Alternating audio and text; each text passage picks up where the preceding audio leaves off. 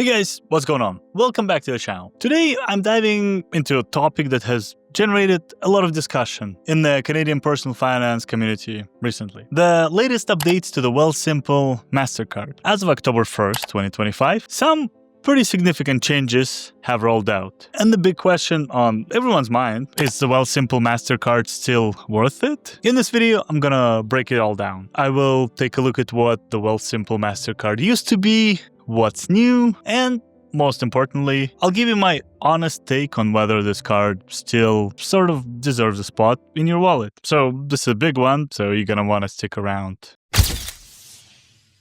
Alright, before I get into the nitty-gritty of the update, let's take a quick look at what the Wealthsimple Mastercard used to be. What made the original Wealthsimple Cash Mastercard so popular? For a long time, it was one of the go-to for a lot of Canadians, for a few key reasons, I would say.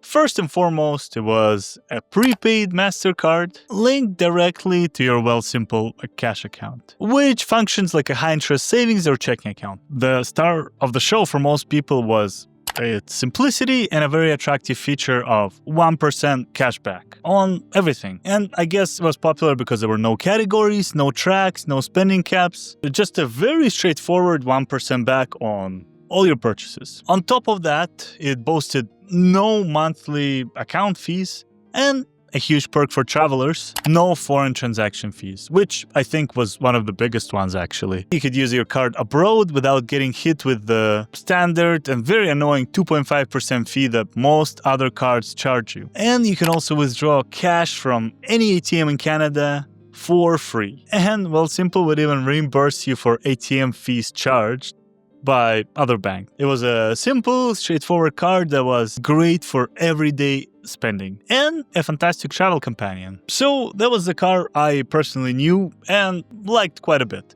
But as of October 1st, 2025, things have changed. The biggest and the most impactful change is the elimination of the 1% cashback featured on the prepaid MasterCard. That's correct. The flagship feature of the card is poof, absolutely gone.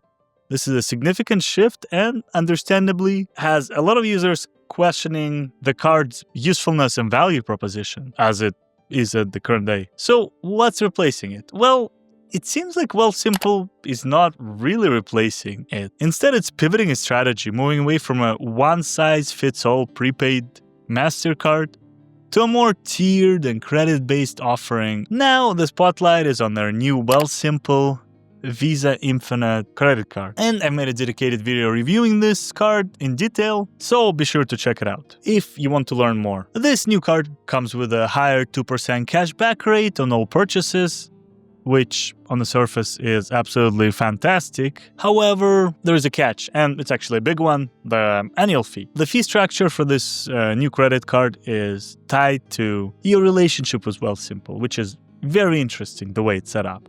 For those with over $100,000 in assets with them, the annual fee is waived. However, for everyone else, there is a monthly fee that adds up to a significant annual cost. So why would they make such a change to their prepaid MasterCard? That's a fair question.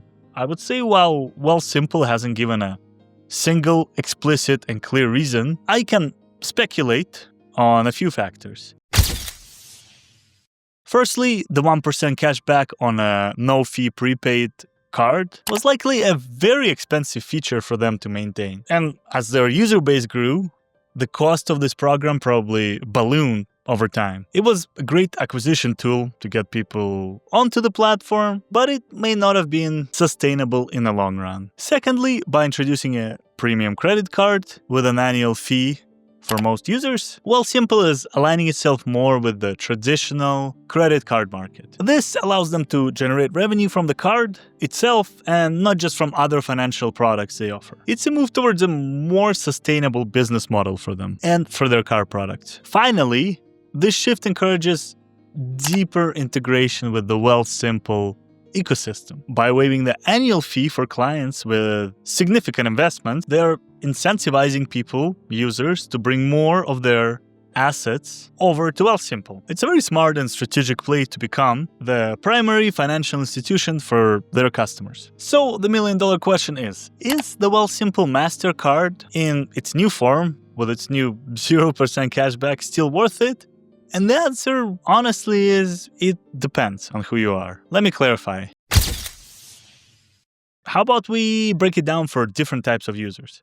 So for a casual user who loved the simplicity and the no-fee 1% cashback on the old prepaid card, the new offering is likely a huge disappointment. The core benefit you enjoyed is now gone, and if you're not a big spender and don't plan on investing heavily with Wealthsimple, paying an annual fee for the 2% cashback credit card probably doesn't make sense.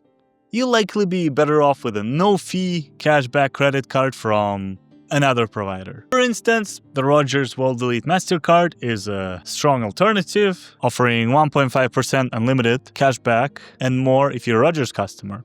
I've made a video reviewing that card, so if you're interested, check it out. And for the frequent travelers, there is no foreign transaction fee feature is still a major draw. However, with the removal of the cashback on the prepaid card, the new Visa Infinite card becomes the more attractive option, I would say, for earning rewards while abroad. If you travel enough to make the 2% cashback outweigh the annual fee, or if you can get the fee waived, then it's still a pretty strong contender. But if you're just an occasional traveler, the annual fee might be a deal breaker, honestly. For the dedicated Wealthsimple users with significant investments, I would say it's a pretty good card. This is where the new card really shines. If you already have over 100K invested with Wealthsimple, you get a premium 2% cashback credit card with no annual fee and no foreign transaction fees. In this scenario, the Wealthsimple Visa Infinite is an absolutely excellent card and a clear upgrade. It's a powerful reward for keeping your assets within their ecosystem. Lastly, if you're someone who's looking for an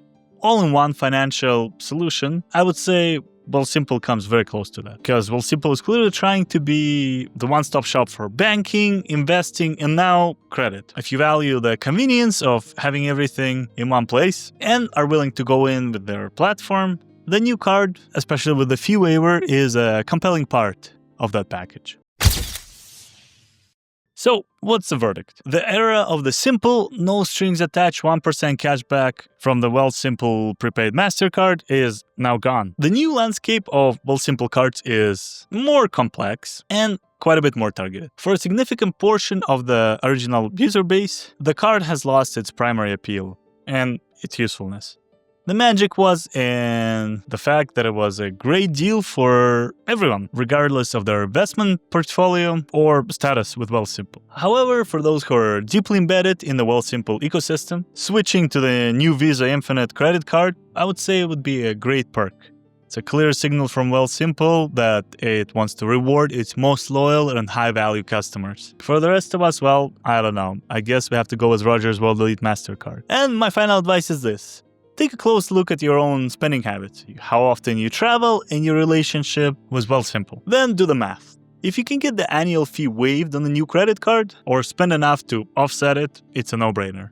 If not, you'll need to decide if the 2% cashback and no foreign exchange fees are really worth the annual cost, which, by the way, went up. I made a quick update on that. Also, check out a video I made comparing Wealthsimple Visa and free Rogers World Elite MasterCard. For some reference, I'll link it somewhere down below. The Wealthsimple MasterCard isn't dead, but it has certainly evolved. And I personally believe not in a good way.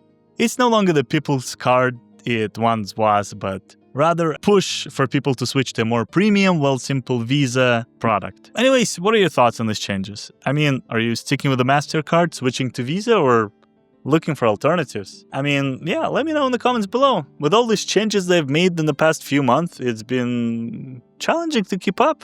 I wonder what's going on in their headquarters. Anyways, if you found this video helpful, be sure to give me a thumbs up, subscribe to the channel. I really appreciate it. It really supports me and it puts a big smile on my face. So thank you guys. Thanks for watching and I'll see you in the next one.